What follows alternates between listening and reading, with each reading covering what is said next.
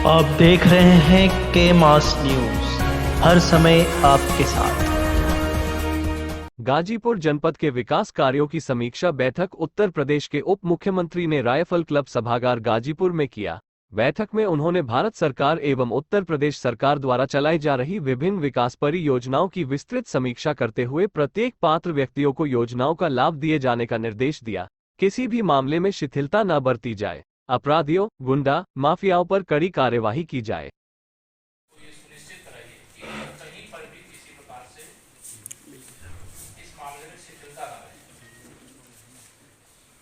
राजस्व से जुड़े हुए जो मामले हैं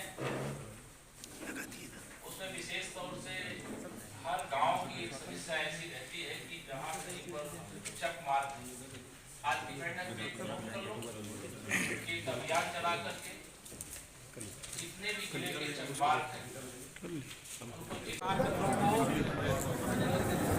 नमस्कार है।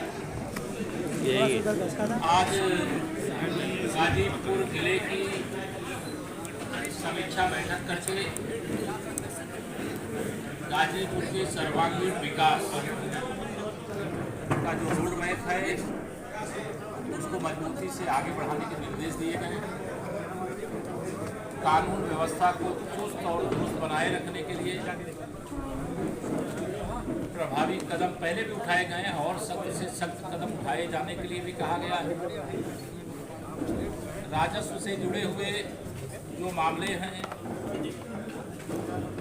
इसमें चक मार्ग हैं, चाहे तालाब हैं, चाहे किसी विद्यालय की ज़मीन है, चाहे चिकित्सालय की ज़मीन है, चाहे खलियान की ज़मीन है, चाहे चारागाह की ज़मीन है, उनको विशेष अभियान चला करके चिन्हित करके अवैध कब्जे से मुक्त कराना, जनता की जो संपत्ति है जनहित के लिए जो ज़रूरत है उसके लिए समर्पित करना, बिजली व्यवस्था की भी समीक्षा की गई कि उपलब्धता की क्या स्थिति है। सरकार के द्वारा जो निर्धारण किया गया है मानक कि ग्रामीण क्षेत्र और नगरीय क्षेत्र में कितने घंटे बिजली मिलेगी वह उपलब्ध कराए जाने का काम हो रहा है। फर्जी बिलिंग करने की शिकायतें आई कि उन्हें सख्ती के साथ रोकने का काम करने का निर्देश दिया गया है। प्रधानमंत्री गरीब कल्याण अन्न योजना के अंतर्गत उत्तर प्रदेश के लगभग 15 करोड़ लोगों को निःशुल्क राशन वितरण अभी जो भारत सरकार का बजट आए फिर से आगे बढ़ाने का काम किया गया है तो वह ठीक प्रकार से जो उसके लाभार्थी उनको मिले। प्रधानमंत्री आवास योजना बुनियादी सुविधाओं के साथ जो उसके सही पात्र हैं उनको उपलब्ध हो। महिला सशक्तिकरण की दृष्टि से जो हमारे राज्य की आजीविका मिशन से संबंधित समूह प्रदेश में 7 लाख हैं, 10 लाख और गठित करना है। गाजीपुर जनपद भी उसमें आगे बढ़े इसके भी निर्देश दिए गए हैं। शिक्षा की व्यवस्था भी चुस्त और दुरुस्त रहे, स्वास्थ्य की व्यवस्था भी चुस्त दुरुस्त रहे, आयुष्मान कार्ड धारकों को समुचित इलाज मिले इसके लिए भी निर्देश दिए गए हैं। गाजीपुर जनपद भारतीय जनता पार्टी के लिए प्राथमिकता में सदा से रहा है। वैसे जब से देश और प्रदेश में डबल इंजन की सरकार माननीय प्रधानमंत्री मोदी जी आदरणीय और जिले के स्तर पर भी उसे पूरी जिम्मेदारी के साथ किया जाए। कई अफसरों ने अच्छा काम करने का प्रयास किया है।